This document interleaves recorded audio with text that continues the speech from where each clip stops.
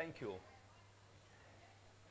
As a Palestinian who was born, raised in the Gaza Strip, in a refugee camp, that my life was a war. Until now. But I learned from my life how can I manage this war and to challenge the life challenges I was fighting on a daily basis just to survive. But our parents realized one thing, and I realized it, that my suffering and others in this world, it's man-made. And that I see it as the hope. What can we do to challenge it, to take responsibility instead of blaming others, and realize that education is the way forward. I have to succeed. I have to get rid of the misery of life. And in life, someone can oppress, can occupy, can depress, can do every bad thing. But no one on earth can prevent us from dreaming. I encourage you to encourage your students, your children, your friends to dream big. Dreams are close to reality. With hard work, not just to relax, to be determined, to be focused that you can make it. I dreamed as a child to be a medical doctor, and I am proud of it. Every dream I planned, I succeeded to achieve. It took time, but I reached there from Jabalia camp to Cairo University, to London, to Italy, to Belgium, to be the first Palestinian to work in an Israeli hospital, to Harvard. And that's what I can say to you. Nothing is impossible in life. Everything in life in these days is possible with determination and self-confidence. So I think from what we've seen of you, family is a very important part of your life. How was it that family shaped your early experiences, and what inspired you to become a doctor? I am a family person, and in my life I am in debt to my mother. And I see the Palestinian mother, as every woman, she is the hero. The most influential member in any community is a woman and mothers. So she played active role in shaping my life experience also, my profession. And as a medical doctor, what shaped me, because I wanted to get a good job. And I see the status of the medical doctor just to get a better job and to save my family from the misery of life. But as I said, life is full of surprises, full of challenges, ups and downs. So we need to learn how can we challenge ourselves instead of directing the influence to challenge each other. I was tested the whole of my life, but I succeeded to overcome these challenges. But the most difficult time in my life, it was just in 4 months period.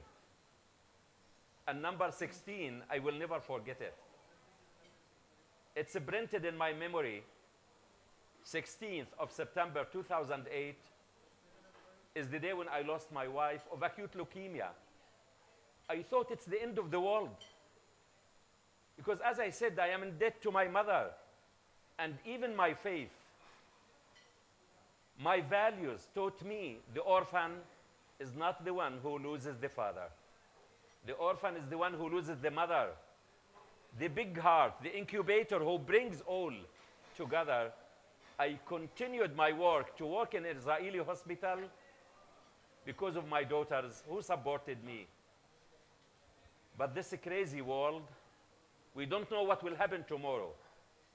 Then 16th of January 2009 is the day when the Israeli tanks to bomb my daughter's room, killing 3 daughters and 1 niece. It's a tragedy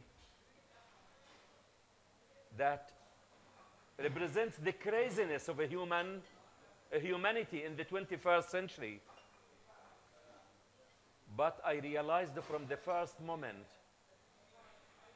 that this tragedy is for good and will be invested for good. Because I was saved seconds after I left my daughter's room, and all of Israel, they know the Palestinian doctor. It's the brand, it's the stigma, the Gaza doctor, the Palestinian. From 91, I worked there till 2009 as a gynecologist to deliver babies. I saw the death in my daughters, but I saw the hope in the newborn baby. There is no difference between the cry of the Christian newborn, the Jewish, the Muslim, the Druze. It's a cry of hope. And I swore to God from that moment, I will never give up. I will never forget my daughters, because in my life I am accountable to them. What did you do for us? And I am determined to keep them alive in the minds, hearts, and souls of good people with good deeds. It's not the bullet which was used. The bullet kills once, but we have a stronger means. It's our wisdom. And that's why you are here, because you want to be skilled, to have the wisdom, the means to challenge the kind, courageous, and the strong words and the good deeds. That's why Daughters for Life was established for education of girls and women from the Middle East, girls who are succeeding from hardship. To see in these girls the plans, the dreams, and hopes of my daughters, Bisan, Mayar, Aya, and Noor. This is thank you for sharing your experiences with us on that very difficult time in your life. It's very humbling to hear you speak in this way. I think understanding your story, reading your story, it was captured by the world's media in a very instant and very personal way, and actually spread around the world. Could you tell us a little bit about the impact of the way that it happened in the media and happened for you, that has impacted you and perhaps the rest of the world?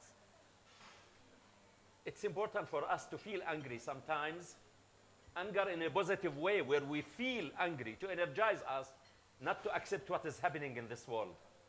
For 3 weeks, I was with my children during what is called the caste-led operation, shooting, firing, bombing from everywhere. And Palestinians at that moment, as many people in this world, we see it in Syria, in Iraq, in Afghanistan, in every corner of the world, where women and the children, they pay the price of any violence. 90% of those who are killed are women and the children. And we don't see them as a human. We see them as numbers, as figures, as statistics, as if they have no names, they have no parents, they have no faces. We want to zoom in and to see them as a human. It's shame to think of a human as a statistics. So this tragedy came when it was planned to be interviewed live with the Israeli TV. And to hear and to listen to my cries at that moment, to spread all over the world. It was broadcasted live to open the eyes of the international community about what is happening in Palestine. And what satisfied me, the second day was announced unilateral ceasefire.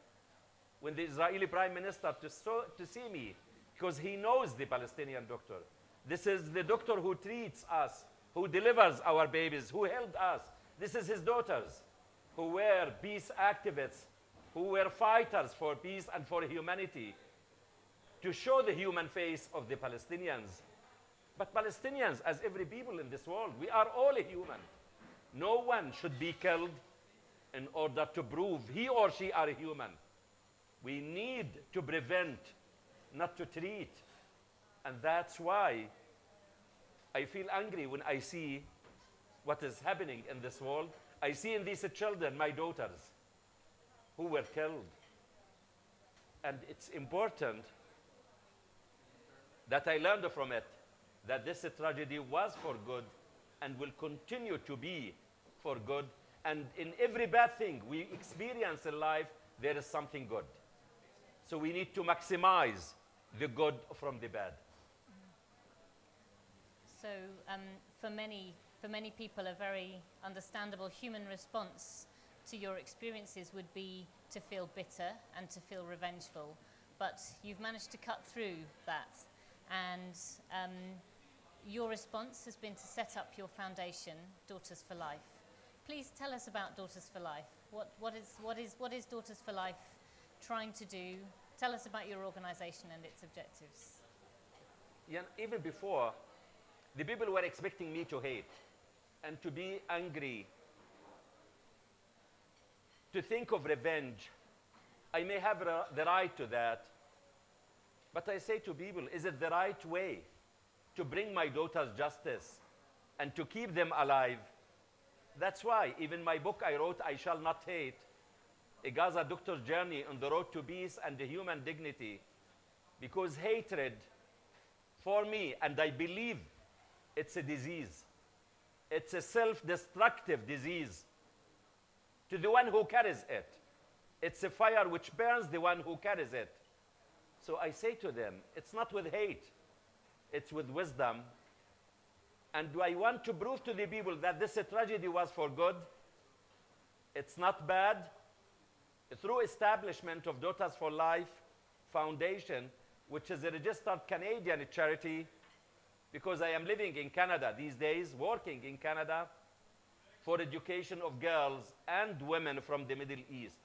Girls who are succeeding from hardship for undergraduate and graduate education. Because as I said, I am in debt in my life to my mother, my wife, and my daughters.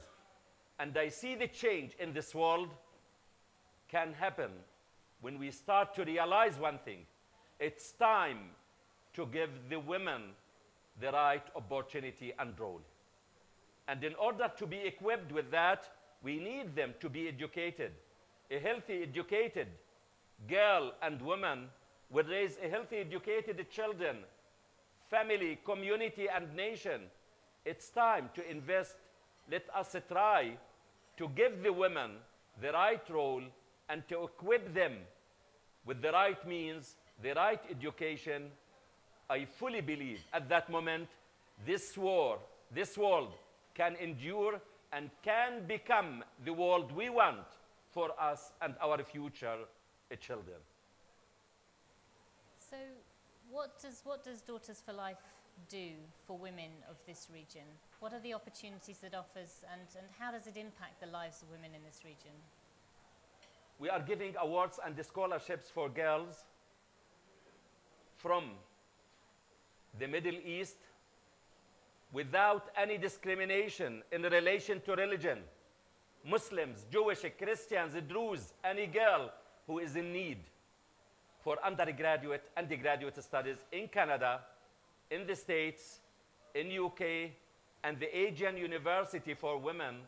We succeeded this year to secure 35 scholarships for undergraduate girls and graduate scholars.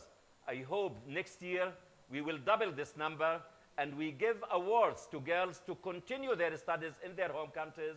From Palestine, in 2013, we gave 80 awards to girls to succeed to finish their study. In May, we will have the first graduate student to have her master in sustainability studies and water sustainability in the Middle East. This girl, for us, even if we did it, just one student, she said, it's the first time someone to give me this scholarship to recognize my hardship.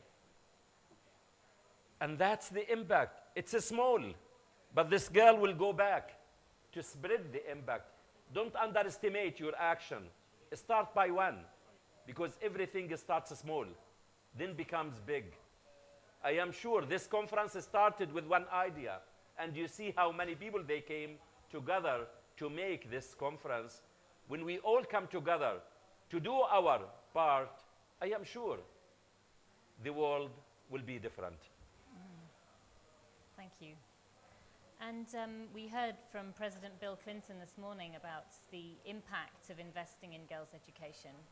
And he gave us some very powerful pointers in terms of the economic impact of investing in girls' education.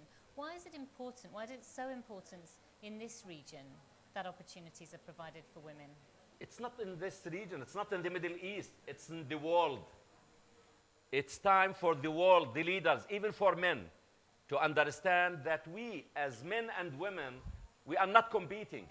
We are complementing each other. We are working together to build the future of our world. So it's time for all of us to come together and to educate.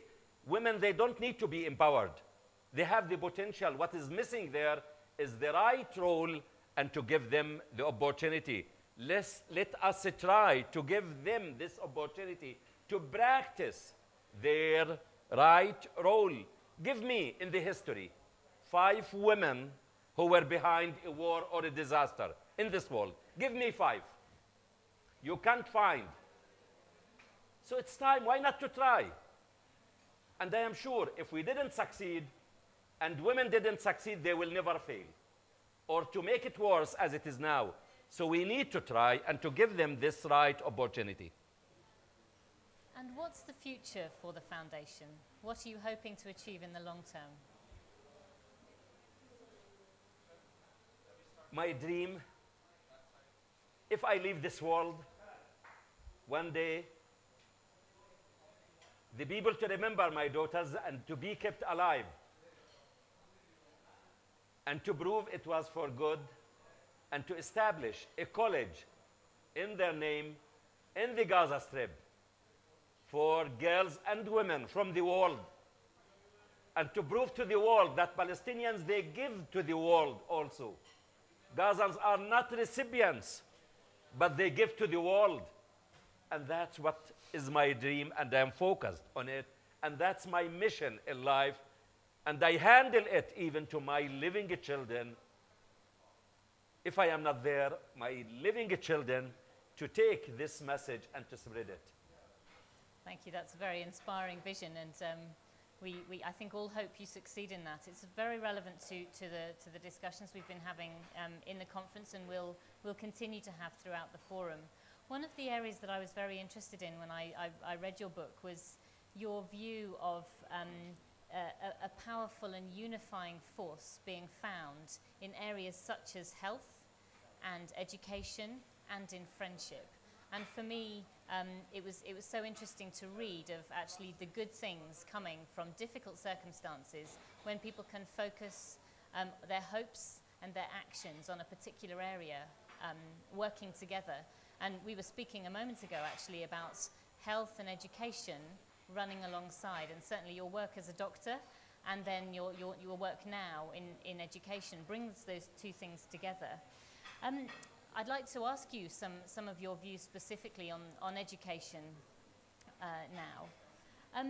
Based on your experiences, what advice would you have for policymakers and educators, many of whom we have with us around this conference? What advice would you have in terms of how they should change their policy and practice? We need to ask, what is education? And why do we educate? For me, health is a mean to an end, to achieve something. And education is a mean to achieve. We need to ask, what do we want to achieve with our education? Till now, we don't know.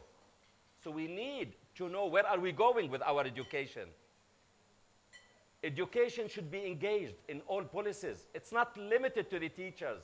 Health is everywhere. Education depends on who are you and where are you. And what do you want to achieve with this education? So we need to change our concept of our education that should have a social impact in the life. We should change our approach to education, not just to educate math, geography, science. We need to educate where we can have an impact in our life. You can see it in many parts, in many academic institutions. Professors, they are good in their field, but when they are out of that institution, they are different people.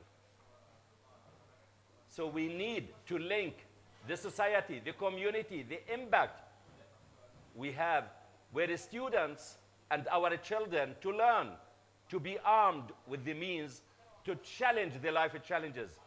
I am sure without my education, without my faith, which was vital in enabling me to overcome the tragedies and my life experience, I will never move forward. So we need that kind of education which immunizes the people. To be immunized against challenges, where we can see in this world a sustainable, stable world, to decrease the violence and the conflict in this world, to show indicators that we are approaching the just world, not to increase the gap and the differences between the people. Because in this world, what are our enemies? Our ignorance, arrogance, greed, and fear. We need the education which helps us to overcome the ignorance, the arrogance, the greed, and the fear. Your own experiences being educated in Gaza as a child were, I'm sure, different to many of the people that we have as delegates here in the conference. And I'd be very keen to understand any reflections that you have on your own experiences of education, and actually any implications or advice you would have for ministers of education or policymakers who are in their own situations of conflict and trying to provide education for children, either in conflict situations or just beyond conflict, as many areas of the world are. We need to understand that our children, they are the hope and they are the future. And we need to invest in the children, and education is the most efficient and effective mean. So instead of investing in countries in conflict, on military weapons, to invest in education. And once we invested in education, these children will be healthy. So I say to the Minister of Education, where, as I said it, education is in all policies. All of the ministers can be Minister of Education. All of them should come together. It's not the job of the Minister of Education. It's the Ministry of Education and other people to be engaged in it. The Ministry of Finance, of Economics, of Transportation, of Housing. Because as I said, education depends on who are you and where are you. Who are your parents, if they are educated or not? Where do you live? What do you eat? What do you drink? The shelter you have, the house you have. So we need all of them to provide the means for efficient and effective education. Thank you. In just a moment, I'm going to actually ask our gathered audience here whether you have any of your own questions that you'd like to pose to Dr. Izzeldin. Before I do that, I'll give you a moment to think. Before I do that, I'd like to ask you specifically about the area of girls' education in science, technology, engineering, and maths, in the STEM subjects. You as a doctor yourself have an interest in medicine. How do we encourage more girls, more young women, to study in these incredibly important subjects across the world? In my personal experience, I have two daughters. Fortunately, no one wanted to study medicine. And what are they studying at the University of Toronto? Electrical and computer engineering at the University of Toronto. So the number of girls engaged at the School of Engineering at the university where I am working is increasing, about 25 to 30%, and I am sure with time it will increase more and more. But at the same time, we need to encourage them to take a leadership role in the companies of the IT. So this may help them to find the right role and the right opportunity. Okay, okay. And so policymakers, I guess, have a key role to play within that. Of course, policymakers, every one of us, we need to speak out, Yes. not to keep silent, because it's our issue. We need to speak out. What I say, what makes the evil to flourish is good people to do nothing. We are watching what is happening, but we don't react to it. We need to speak out and to express and to be a strong advocate of the girls and women and the education of girls and women. I'm sure some people around the room will have some views on that particular subject as well. I know there are a lot of educators around the tables here. Can I open this to the assembled company here? Does anyone have a question that they would like to ask as a start? Okay. Yes? Yes, the money is raised. My speaking engagement, all of my speaking engagement goes for the foundation. We have some donations. It's 3 years old. We have 3 gala dinners. Through good people, we raised money and collaboration with the institutions. When I'm invited to give a speech at any university, I meet with the president and to build an MOU between us and them, not all of the expenses to be carried by Daughters for Life. We share it between us. It's win-win between Daughters for Life and the universities.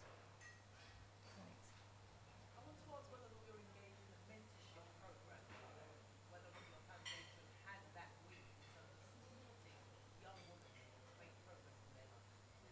For our students, we mentor them, we support them, even the board of directors, and from the community. We have 10 scholars this year will be accepted at a new college of Florida in Sarasota. We brought the community, a community supportive committee, to deal with these girls and support them while they are studying in the States. So this will mentor them, this will help them to understand the culture, the religious background, what are their needs, and to be equipped not to feel as strangers or foreigners. Thank you. Any other questions? Further questions? So,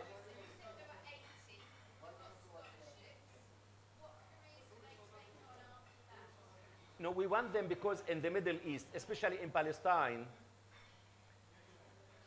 after they graduate, the girls, they finish, because of the siege and the suffering, the closure, the economic situation, they don't give them their diploma till they cover all of the tuition fees.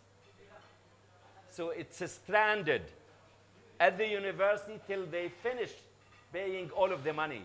So with these awards to be given to these girls from the 3rd to the 4th year, before they graduate, to cover their expenses, and they graduate with their diploma so they can go outside. And we are planning for these girls, because it started 2011, 12, 13. By now we have about 160 awards we gave to create alumni from these girls, and one day to have a conference for these girls to see the impact on them. What would you like to see the alumni doing? I want to see them as good people succeeding in their life, and to be human, and to be a strong advocate for humanity, and to remember they were supported and to support others. Very good. Any other questions? Can I invite? No one? I have another question. Please do continue. What do you think the most promising developments is in education, which we would expect to see make a real difference and deliver real change over the next 10 years? Mostly I see it with the momentum we have. The global gender gap will become smaller.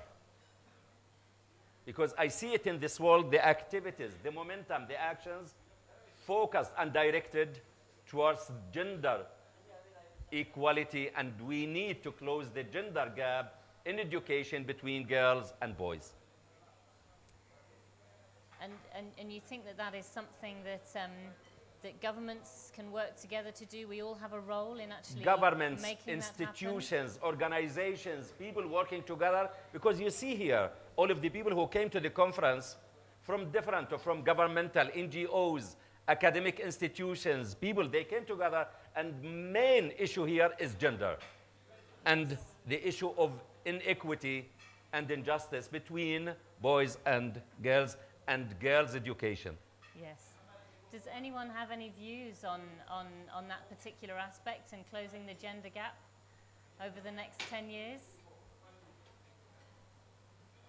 Is that it? I think in this country in particular we have an irony perhaps, or a dichotomy, because here we see so many of the girls excelling in public schools in particular. I'm not so sure that they are remarkably higher in private schools, but in the public schools the girls are actually achieving very well, and the boys are tending to achieve much less. And I'm quite curious to know what your thoughts are on how could that be changed here so that we have much more of an equity among both the genders in a situation where it's ironically opposite to what we Yes. I agree with you. I have my daughters and my sons. And there is difference in the performance and the success they have. The girls are more responsible and they invest more of their time. I need to push my son to study and to work hard. My daughters, I never spoke with them. But by the end, they need to be mature and to educate them to take responsibility. So that's why not to deny the boys, we need to educate them. Maybe even the way they are learning different from the girls. So we need maybe to design what are the learning styles, what do they need? What kind of education attracts these boys, and to help them. It should not be one copy for the girls and the boys. Okay. Any further questions? No. So we've talked a lot about the role of family, and could you tell us a little bit more about the role of the family in actually laying the foundations for education and laying the foundations for supporting the journey of education from your own experiences? Of course, the family is the first house, because the family is not the school. When the student starts at the age of 6, the family is the place where children are raised, where a children's life and the future is shaped from early birth, even in utero. I fully believe the future and the life of the human being is shaped in utero. Violence can be created even when the child, the newborn, is inside as a fetus. So in particular, the family, the mother's role. And personally, I say the mother is the school. If you equip the school with the right means, the right teachers, the right IT labs, what will be the students? Great students. So I fully believe the role of the family is vital and unique. And we need to equip the family with the right means to work together with the schools, with the community, to have a good product, which is the students. Your work has taken you to a number of different places in the world where you've been involved in different medical activities, working with local communities and working in local hospitals. From your reflections of those experiences, which country, particularly in this region or in some of the conflict-affected regions that you've been to, actually is the most progressive and most forward-looking in the area of girls' education, would you say? The most progressing? I am proud of it. I think in the Middle East, Palestinians are the most progressing people in education. Because the parents, when you come to the women's and the family's role, education for them is holy. They can cut from their food, from their life for the education of their children. You must go to school. And in Gaza Strip, in spite of all of the difficulties there, it has the highest number of PhD candidates. It's a competition even. That's the wealth. We see education as a wealth. And why do you think that is the case? You know, life led us to that way. After, you know, as a Palestinian nation, what happened with us after we lost our land to become refugees, and we need to struggle. We need to survive, and education, I say it, is the biggest weapon to face the misery of life and to face the challenges we are facing. What can other countries in the region learn from that experience? I hope. I worked in Afghanistan.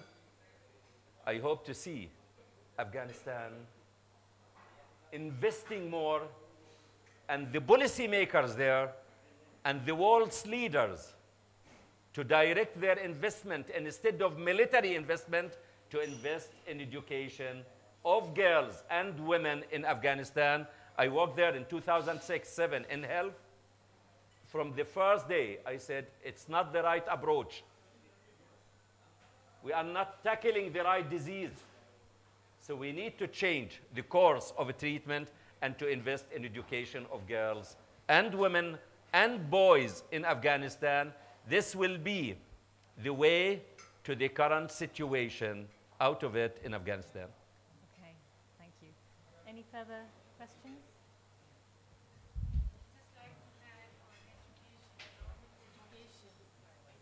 I think respect for diversity is something if we can educate right from the grassroots level, from KG1s or pre-nursery or nursery, whatever age. You rightly said that mother is the first school.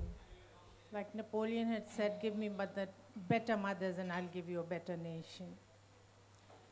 I think, I don't know how you define education, but I think respect for diversity should be number one problem that has to be tackled in today's world. Because we have ourselves divided ourselves into these mini groups because of our beliefs, because of our skin color, because of where we come from. And if we say it's a global world, let us believe that yes, if we can teach our children respect for diversity, we can become a strong human race. And that's what is needed. How can we teach even the contents, the curriculum, to teach the children to respect each other, to be resilient, to be tolerant? When you speak about our faiths, how can education help us to understand each other? You have your faith, as you are dressed, your dress, someone dresses another color, another uniform. We need to understand that diversity and the differences doesn't make a difference between us, but it promotes understanding, and it helps us to see it in a beautiful way. If we have the same color, how it looks. We need this diversity and to see it and to see the beauty of it. It's a very, very interesting point that you make, and I was certainly struck when I was reading your book, actually about your experiences working in an Israeli hospital and actually having your eyes opened, and the relationships between the people that you met there. Could you tell us a little bit more about your working in a different environment to the one you grew up in? I started my work in '91 because I believed, you know, in medicine. And what is medicine and health? It has one face. As education, one culture, one value. It's a human. Medicine and health is the human equalizer and the stabilizer. When we treat, if you go to any hospital, here you are in Dubai, if you go to any hospital to see the patients there are different backgrounds. The treatment is not designed or developed according to background, name, ethnicity, or religion. It's according to the disease. So it equalizes between all. And I believed in it, and I wanted them to know that I am Palestinian. From '91 to 2009, I became one of the team to teach and to work. No difference between a Palestinian patient and Israeli patient. And the message resonated with the people there, to help or to see each other, not to see with one eye. We want to open our eyes. And it helped my Israeli friends, colleagues, to see the human face of the Palestinian. Thank you. Any final questions before I... So my final question would just return to the work that you do with Daughters for Life. And I'd like to ask you what you would like the people in this room, the people in this conference and beyond to do to help you achieve your vision.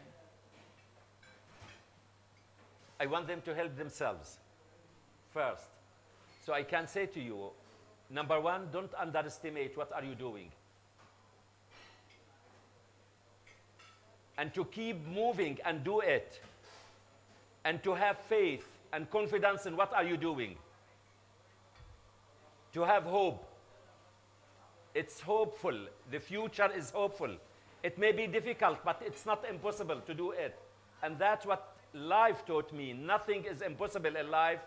The only impossible thing in life I believe in is to return my daughters back. But anything in life, we can do it.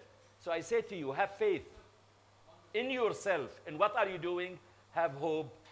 And most important, to act. Because faith and hope without action means nothing. And if we didn't do it, who is going to do it? And if we didn't do it now, who is going? When are we going to do it? When we leave, each of us to be determined, I will do something. I will start to act. Okay. Well, thank you so much for sharing with us your very personal story, which I found inspiring and moving in equal measure. I wish you all the very best with your mission with Daughters for Life.